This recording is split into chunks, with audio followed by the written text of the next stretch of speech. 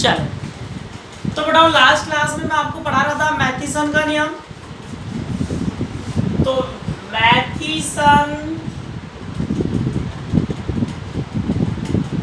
मैथीसन का नियम तो बेटा अपन जानते हैं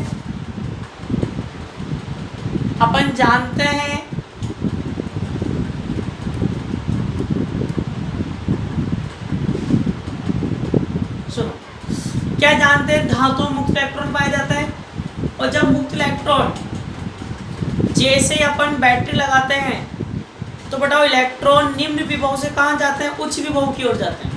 और जब इलेक्ट्रॉन निम्न विभव से उच्च विभव की ओर जाती है तो इलेक्ट्रॉनों के मार्ग में क्या आती है बेटा? बाधा आती है। उस बाधा को अपन क्या बोलते हैं? प्रतिरोधकता बोलते हैं। तो एक साइंटिस्ट था मैथीसन, वैसे मैंने आपको समझा दिया था, एक शॉर्ट में एक बार रिपीट कर देता हूँ। तो एक साइंटिस्ट था मैथीसन, तो मैथीसन ने कहा कि भाई अगर आपको धातु की प्रतिरोधकता लिखनी है, प्रतिरोधकता एक कारण से नहीं, तीन कारणों से होती है, तीन कारण से। पहला कारण ताप का कारण बताया था, ड्यू टू टेम्परेचर। तो टेम्परेचर का कारण क्या बताया था? जब भी किसी ठोस को गर्म करते हैं, जब भी किसी ठोस को गर्म करेंगे तो क्या होगा? परमाणु कंपन करेंगे। जब परमाणु कंपन करते हैं तो बेटाओ ठोसों में क्या चलती है? प्रत्यास्थ तरंग चलती है। और प्रत्यास्थ तरंग का क्वांटा कौन होता है? फोनोन। तो पूरे माध्यम में क्या चलेगी? प्रत्यास्थ तरंग चलेगी। इसका मतलब पूरे माध्यम में क्या बढ़ जाएगा? पूरे ठोस में क्या बढ़ जाएंगे? फोनोन कण बढ़ जाएंगे। और जब पूरे माध्यम में, पूरे मीडियम में फोनोन पार्टिकल बढ़ जाएंगे तो जब इलेक्ट्रॉन गतिमान होंगे तो उन फोनोनों से इलेक्ट्रॉन की क्या होगी? टक्कर होगी। उस टक्कर के कारण इलेक्ट्रॉन के मार्ग में क्या आएगी बेटा? बाधा आएगी। उस बाधा को ही अपन क्या बोला? ताप के कारण प्रतिरोधकता। क्या बोला? ताप के कारण प्रतिरोधकता। तो फिर इतना लिखेंगे, टॉपिक मैंने आपको डलवा दिया था, तो लिखो, जब किसी धातु की छड़ के दोनों सिरों के बीच, धातु की छड़ के दोनों सिरों के बीच, जब किसी धातु की छड़ के दोनों सिरों के बीच बैटरी जोड़कर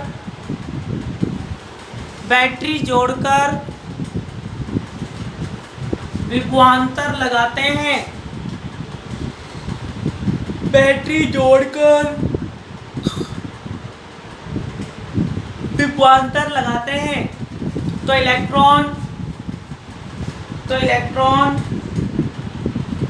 निम्न विभव वाले सिरे से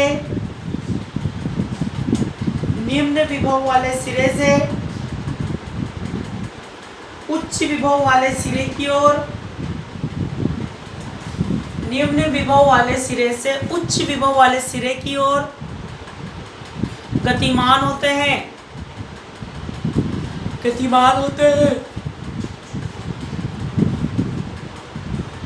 साथ ही मार्ग में आने वाले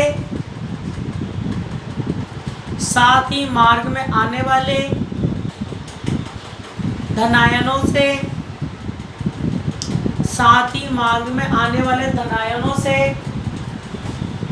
टक्कर करते हैं। साथ ही मार्ग में आने वाले धनायनों से टक्कर करते हैं,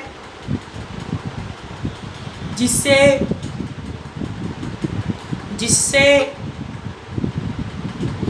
इलेक्ट्रॉनों का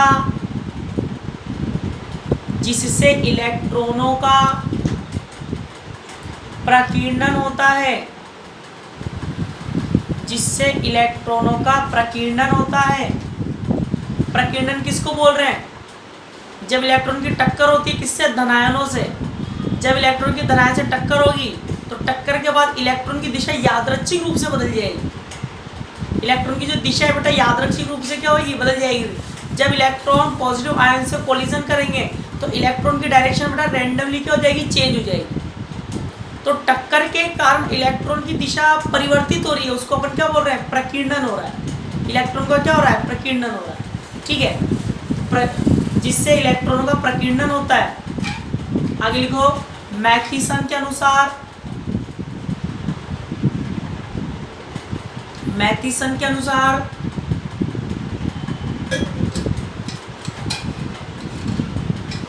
इलेक्ट्रॉनों का प्रकीर्णन, मैथीसन के अनुसार इलेक्ट्रॉनों का प्रकीर्णन निम्न 3 कारणों से होता है, निम्न 3 कारणों से होता है। फर्स्ट नंबर लिखो बताओ,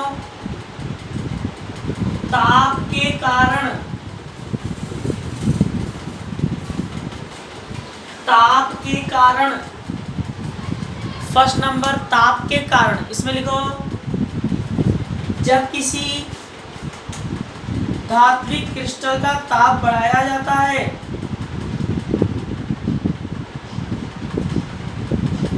जब किसी धात्विक क्रिस्टल का ताप बढ़ाया जाता है तो इसमें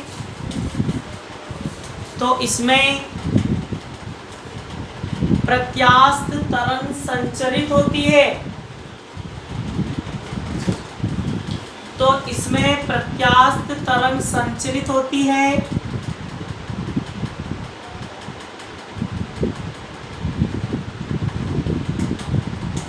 प्रत्यास्थ तरंग का क्वांटा फोनोन होता है।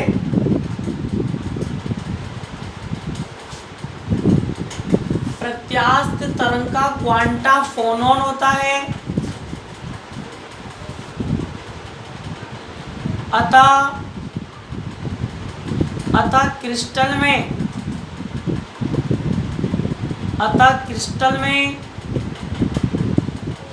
फोनोन गैस भर जाती है। अतः क्रिस्टल में फोनोन गैस भर जाती है।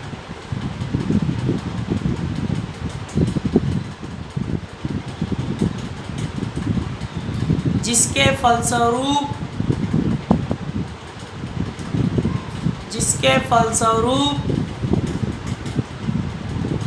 इलेक्ट्रॉनों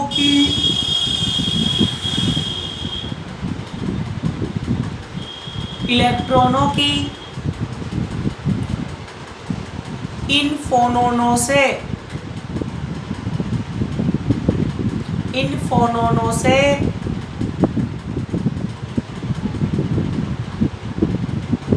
टक्कर होती है। इन फोनोनों से टक्कर होती है।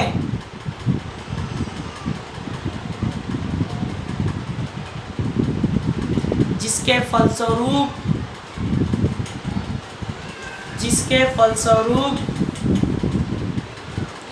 इलेक्ट्रॉन के मार्ग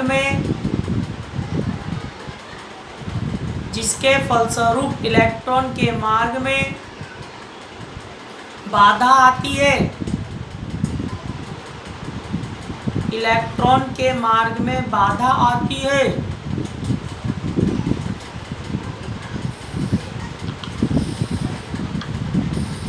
इलेक्ट्रॉन के मार्ग में बाधा आती है। इसे ताप के कारण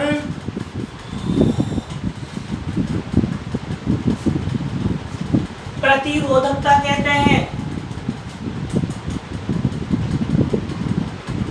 ताप के कारण प्रतिरोधकता कहते हैं। लिख लिया। सेकंड नंबर को बताओ, अव्यवस्था के कारण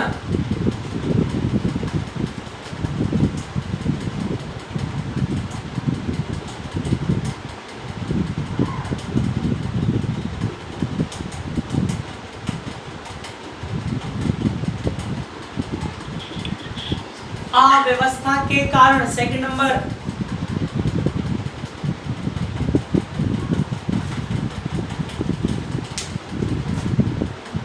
तो बेटा मुझे बताओ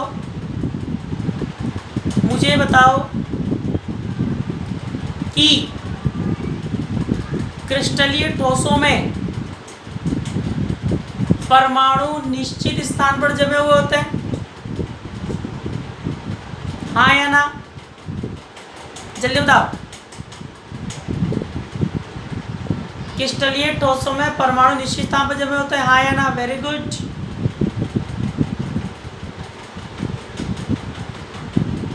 वेरी गुड।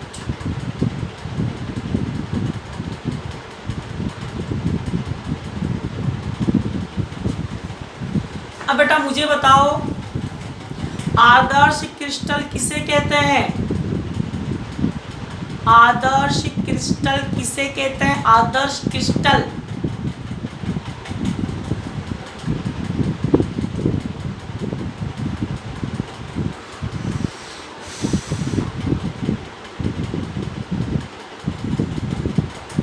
आदर्श क्रिस्टल किसे कहेंगे? जल्दी बताओ। आदर्श क्रिस्टल किसे कहते हैं?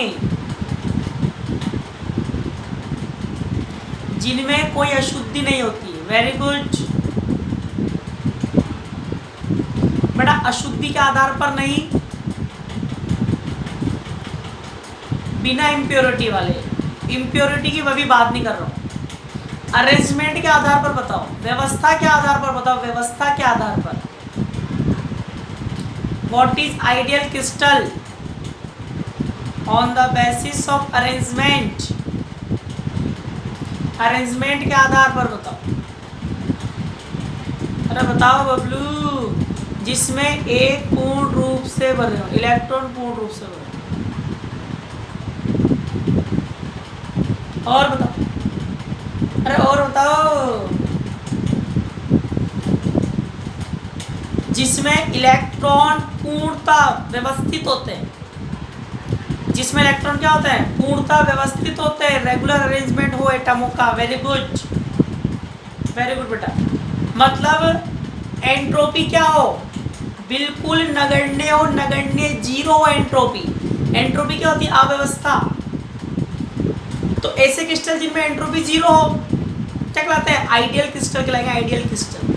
अब मुझे बताओ, सेकेंड ईयर में पढ़ाया था थर्मोडायनेमिक्स में, याद रखना एंट्रोपी कभी भी जीरो नहीं होती है। एंट्रोपी कभी भी जीरो नहीं हो सकती है। एंट्रोपी बेटा या तो मिनिमम होगी या मैक्सिमम होगी, जीरो कभी नहीं होगी। इसीलिए एंट्रोपी का सदैव अंतर के रूप में निकालते हैं। आपने केमिस्ट्री में एंट्रोपी निकाली होगी, सेकेंड ईयर में अपन ने थर्मो की फर्स्ट यूनिट में, थर्मोडायनेमिक्स की फर्स्ट यूनिट में अपन ने एंट्रोपी भी निकाली थी। या तो एंट्रोपी ऐसे निकाली होगी या एंट्रोपी ऐसे निकाली होगी। डेल्टा आया होगा या अवकलन आया होगा या आंशिक अवकलन आया होगा। तो बेटा एंट्रोपी कभी भी जीरो नहीं होती, याद रखना, ठीक है। हमेशा परिवर्तन के रूप में निकालते हैं, परिवर्तन के रूप में उसी को निकालते हैं जो जीरो नहीं होता है, ठीक है। तो डेल एस तो बेटा एंथैल्पी थी, एंथैल्पी थी एस। तो सुनो ध्यान से। तो बताओ आइडियल क्रिस्टल क्या होता है? जिसमें परमाणु बिल्कुल निश्चित स्थान पर क्या होते हैं? जमे हुए, फिक्स, बिल्कुल रेगुलर अरेंजमेंट होता है। अब बताओ अगर परमाणु बिल्कुल 100% प्योरली जमे हुए हैं तो इलेक्ट्रॉन तो बेटा बीच में से निकल जाएगा। अगर बिल्कुल एक के पीछे एक ऐसे जमे हुए हैं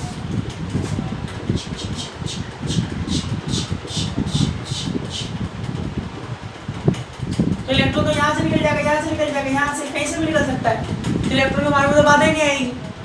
आएगी क्या? नहीं आएगी। तो याद रखना कोई भी क्रिस्टल, कोई भी ठोस आदर्श नहीं होता है। कोई भी ठोस, कोई भी क्रिस्टल क्या नहीं होता है? आदर्श नहीं होता है। मतलब बोलते हो तो केमिस्ट्री में ऐसा ही है कि क्रिस्टल में परमाणु निश्चित स्थान पर जमे हुए होते हैं। वो तुम्हें बना के ही बताते हैं, बना के ही बताते हैं तुम्हें, ठीक है। तो बेटा याद रखना कोई भी क्रिस्टल 100% मतलब पूर्ण रूप से मतलब आदर्श नहीं होता है, आदर्श नहीं है। तो इसका मतलब इनमें जो एटम्स का अरेंजमेंट है, परमाणु जो व्यवस्थित है वो कैसे हैं? ऐसे हैं। ऐसे व्यवस्थित है। ठीक है, बताओ जब परमाणु ऐसे व्यवस्थित है, ठीक है, तो ऐसे व्यवस्थित कब होते हैं बताओ? जब निर्माण के समय कोई पदार्थ बन रहा है, उसके निर्माण के समय या वस्तु पर कोई दाब लगाते हैं, ठीक है, जो या तो वस्तु पर दाब लग रहा है, निर्माण के समय उनके जो परमाणु है वो क्या हो जाते हैं बेटा? अव्यवस्थित हो जाते हैं। क्या हो जाते हैं? अव्यवस्थित होते हैं। तो जब अव्यवस्थित होंगे तो जब इलेक्ट्रॉन गतिमान होगा, आपने क्या लगा दी? बैटरी। ठीक है, तो जैसे बैटरी लगाओ, इलेक्ट्रॉन निम्न विभव से कहाँ जाएंगे? उच्च विभव की ओर। तो मार्ग में आने धराने से क्या करेंगे? टक्कर करेंगे। इस टक्कर के कारण क्या उत्पन्न होती है? बाधा उत्पन्न होती है। उस बाधा को अपन क्या बोल रहे हैं? अव्यवस्था के कारण। अव्यवस्था के कारण प्रतिरोधकता। दोबारा सुन लो, कोई भी क्रिस्टलीय ठोस आदर्श नहीं होता है। आदर्श नहीं है इसका मतलब उनके जो परमाणु है वो पूर्ण रूप से व्यवस्थित क्यों होंगे? मतलब थोड़े अव्यवस्थित होंगे। तो अव्यवस्थित होंगे तो जब इलेक्ट्रॉन निम्न विभव से उच्च विभव जाएगा तो इन धनायनों से क्या करेगा बेटा? टक्कर करेगा, और टक्कर के कारण मार्ग में जो बाधा आएगी उस बाधा को अपन क्या बोलते हैं? अव्यवस्था के कारण प्रतिरोधकता। तो लिखो, निर्माण के समय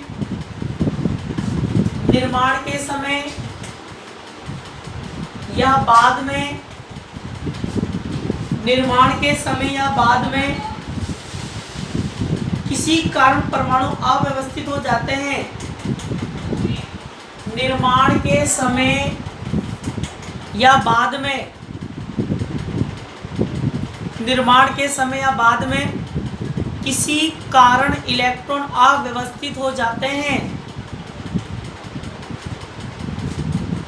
सॉरी, किसी कारण परमाणु किसी कारण परमाणु अव्यवस्थित हो जाते हैं। इलेक्ट्रॉन नहीं, परमाणु।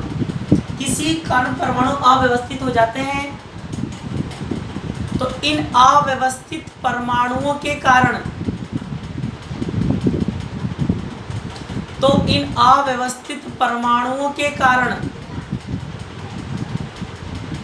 इलेक्ट्रॉन के मार्ग में बाधा उत्पन्न होती है, अर्थात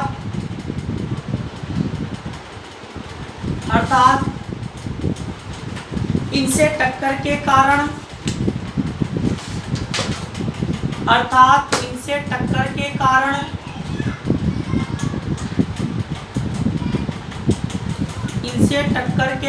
इलेक्ट्रॉन के मार्ग में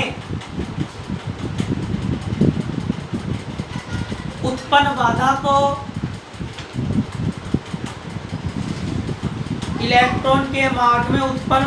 को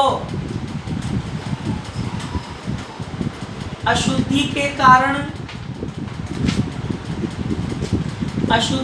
कारण प्रतिरोधकता कहते हैं।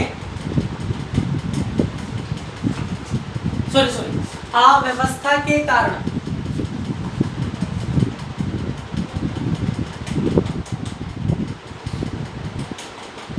इन परमाणुओं से इलेक्ट्रॉनों की टक्कर के कारण बाधा उत्पन्न होती है, जिसे अव्यवस्था के कारण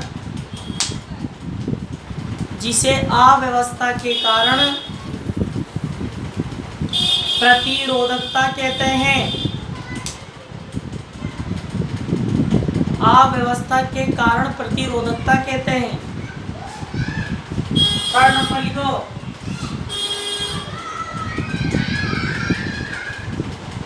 थर्ड नंबर, अशुद्धि के कारण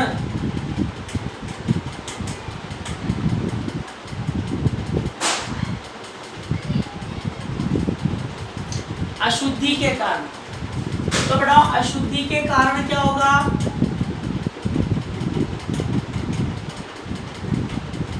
ध्यान दो।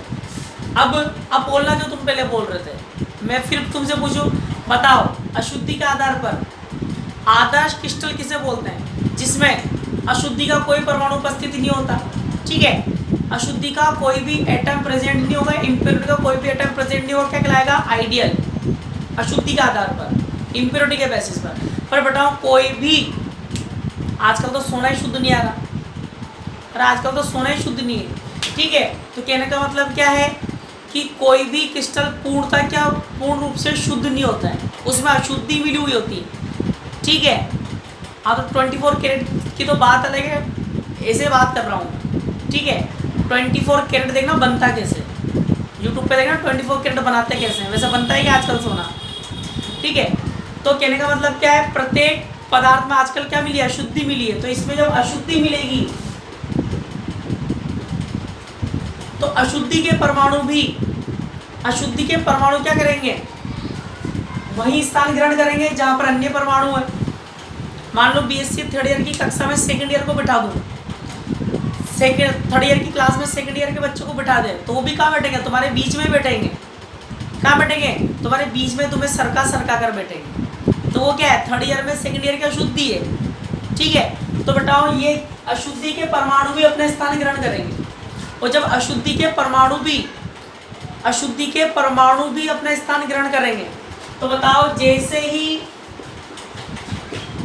बैटरी लगाओगे तो इलेक्ट्रॉन अशुद्धि के परमाणुओं से भी टक्कर करेंगे। भाई जो पदार्थ के जो ठोस का परमाणु तो उससे तो कर ही रहता है, साथ में अब अशुद्धि भी आ चुकी है, तो अशुद्धि के परमाणु से भी क्या होगी? उनकी टक्कर होगी। तो टक्कर के कारण क्या उत्पन्न होगी? बाधा। इसको अपन क्या बोलेंगे? अशुद्धि के कारण प्रतिरोधकता।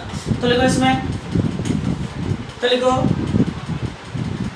जब किसी क्रिस्टल में अशुद्धि को अपमिश्रित किया जाता है, जब किसी क्रिस्टल में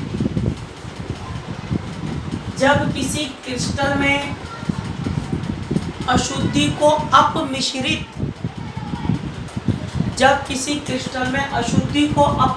किया जाता है, तो अशुद्धि के परमाणु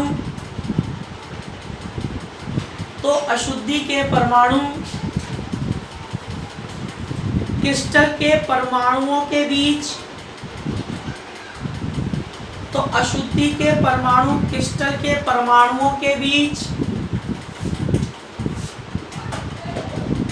अशुद्धि के परमाणु क्रिस्टल के परमाणुओं के बीच स्थान ग्रहण कर लेते हैं।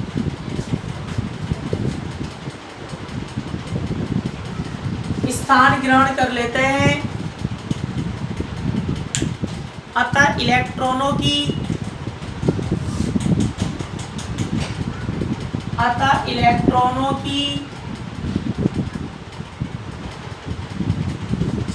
इन अशुद्धियों के परमाणुओं से टक्कर के कारण, अतः इलेक्ट्रॉनों की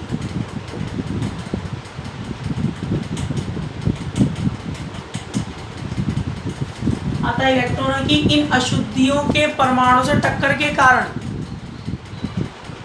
इनके मार्ग में बाधा उत्पन्न होती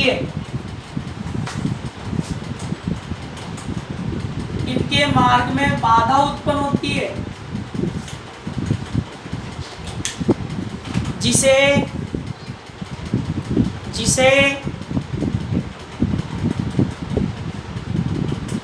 अतः इलेक्ट्रॉन के मार्ग में इन अशुद्धियों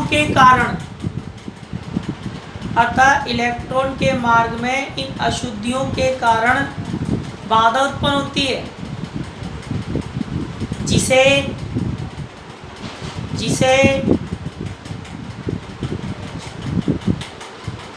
अशुद्धि के कारण प्रतिरोधकता कहते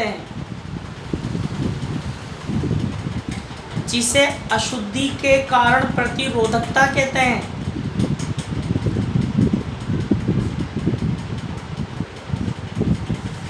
फिर दो अगले से, तब मैथीसन के अनुसार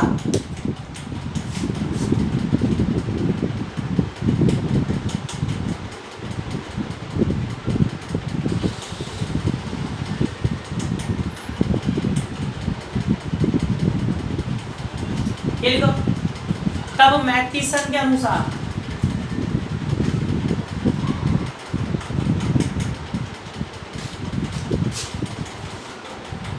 लास्ट टॉपिक लिखो, बोल्ट्जमान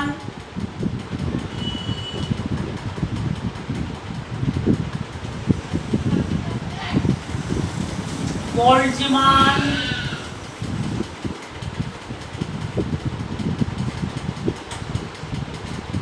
अभिगमन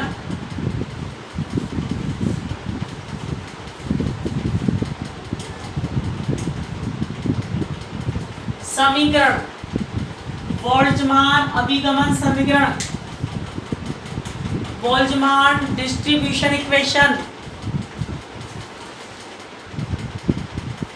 बोल्ट्जमान अभिगमन समीकरण। लिख लिया, लिख लिया, लिख लिया।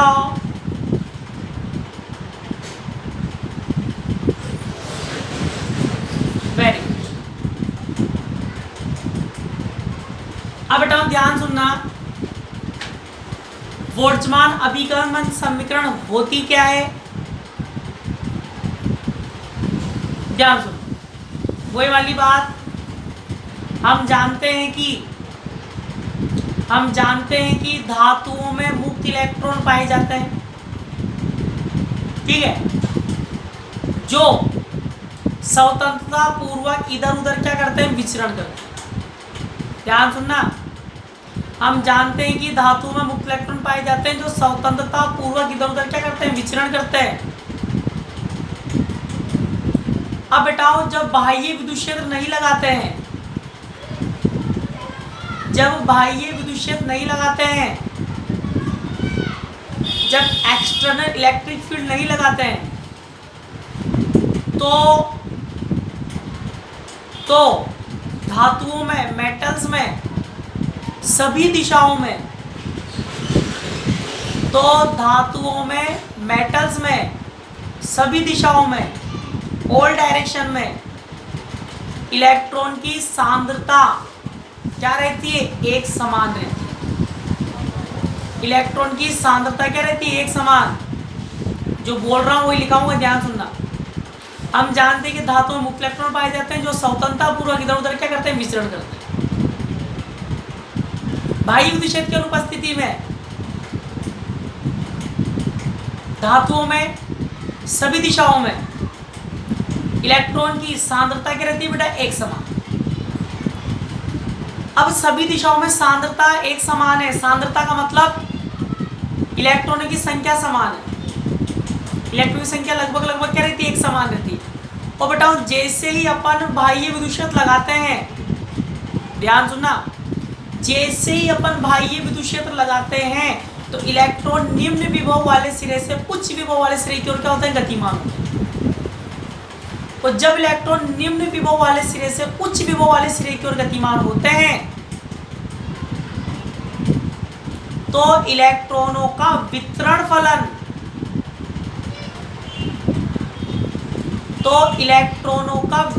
फलन, डिस्ट्रीब्यूशन फंक्शन परिवर्तित होता है। इलेक्ट्रॉनों का वितरण फलन परिवर्तित होता है, डिस्ट्रीब्यूशन फंक्शन क्या हो जाता है, बदल जाता है। भाई पहले तो संख्या सभी में क्या थी, एक समान। जैसे विद्युत क्षेत्र लगाएंगे सब इलेक्ट्रॉन भाग कर आएंगे बेटा, एक तरफ आएंगे, निम्न विभव से आएंगे, उच्च विभव की ओर आएंगे। तो इलेक्ट्रॉन को जब वितरण का जो अरेंजमेंट है, इलेक्ट्रॉन का जो वितरण है, बताओ परिवर्तित होगा कि नहीं होगा?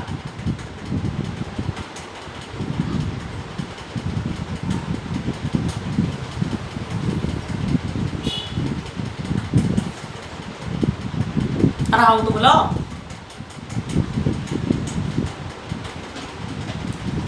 जब तुम क्लास में पढ़ते हो, पूरी क्लास भरी हुई रहती है, सभी दिशाओं में तुम्हारा जो वितरण है वो लगभग क्या रहता है, एक समान। और जैसे छुट्टी होती है सब बच्चे गेट से बाहर निकलते हैं, ठीक है, तो सब कहाँ गतिमान है, गेट की तरफ गतिमान होता है, गेट की तरफ। और जब तुम गेट की तरफ गतिमान होगे तो तुम्हारा जो वितरण फलन है, पहले तुम सभी दिशा में वितरित थे तो वितरण फलन क्या हो जाता है बेटा, परिवर्तित हो जाता है। सब अपनी अपनी जगह छोड़कर गेट से बाहर निकलते जाते हैं। तो जब सब बच्चे गेट से बाहर निकल रहे होते हैं या एक दिशा में जा रहे होते हैं, गेट क्या एक ही दिशा में होता है, तो जब सब बच्चे एक दिशा में जाएंगे इसका मतलब तुम्हारा वितरण फलन क्या हो रहा है, परिवर्तित हो रहा है। तो ऐसे इलेक्ट्रॉन का भी वितरण फलन परिवर्तित होता है, डिस्ट्रीब्यूशन चेंज हो जाता है इलेक्ट्रॉनों का। तो इस वितरण फलन की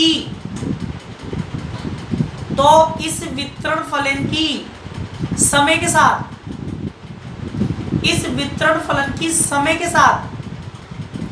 परिवर्तन की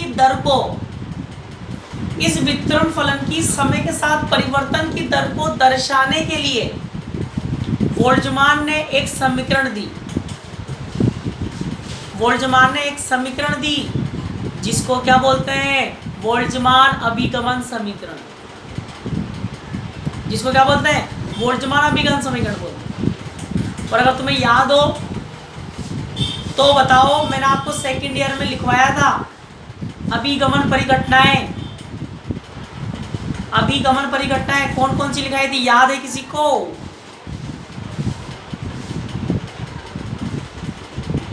बताओ याद हो तो। सेकंड ईयर में लिखवाई थी, सब लिखवा रखा है तुम्हें, अभिगमन परिघटनाएं लिखवाई थी, 3 लिखाई थी, 3 याद हो तो। याद है किसी बच्चे को?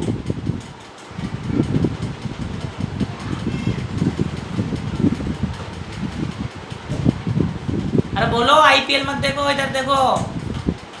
तो 2-4 तो टीवी के सामने बैठे होंगे, सब पता है मेरे को। एक मैं बताऊं, 3 लिखाई थी, ऊष्मीय चालकता, तीनों बता देता हूं। हीट कंडक्शन, दूसरी श्यानता विस्कोसिटी, तीसरी विसरण डिफ्यूजन। फर्स्ट में लिखाया था जब कभी किन्हीं 2 स्थानों के मध्य ताप का अंतर होता है तो ऊष्मा उच्च ताप वाले स्थान से निम्न ताप वाले स्थान की ओर गतिमान होती है। इसको क्या बोलते हैं, ऊष्मा का अभिगमन। अभिगमन का मतलब क्या होता है, अभिगमन का मतलब होता है 2 स्थानों के मध्य परिवर्तन के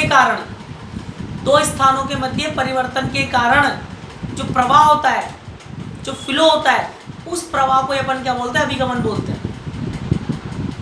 तो जब कभी किन्हीं 2 स्थानों के मध्य ताप का अंतर होता है तो ऊष्मा का प्रवाह उच्च ताप से निम्न ताप की ओर होता है, इसको अपन क्या बोलते हैं, ऊष्मा अभिगमन।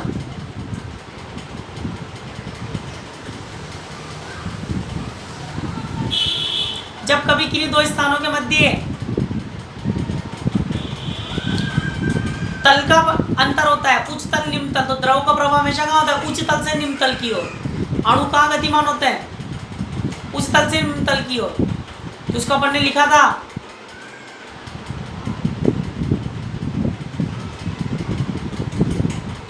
श्यानता विस्कोसिटी। और क्या लिखा था, जब कभी किन्हीं 2 स्थानों के मध्य अणुओं की संख्या में अंतर होता है, एक तरफ संख्या ज्यादा, दूसरी तरफ संख्या कम, हाई कॉन्सेंट्रेशन लो कॉन्सेंट्रेशन, तो परमाणु कहाँ जाएंगे, उच्च स्थान से निम्न स्थान तक। क्या बोलता है, विसरण डिफ्यूजन। तो बेटा यहाँ भी वही हो रहा है। यहाँ पर क्या हो रहा है कि जब धातुओं में अपन विद्युत लगाते हैं तो इलेक्ट्रॉन निम्न विभव वाले सिरे से कहाँ जाएंगे, उच्च विभव वाले सिरे की ओर जाएंगे। इलेक्ट्रॉनों का क्या हो रहा है, अभिगमन हो रहा है। इलेक्ट्रॉन का क्या हो रहा है, अभिगमन हो रहा है। ठीक है, तो दोबारा सुन लो। हम जानते हैं कि धातु में मुक्त इलेक्ट्रॉन पाए जाते हैं जो स्वतंत्रतापूर्वक इधर उधर विचरण करते हैं। जब बाह्य विद्युत नहीं लगाते हैं, तो सभी तरफ या सभी दिशाओं में इलेक्ट्रॉन की सांद्रता एक समान रहती है।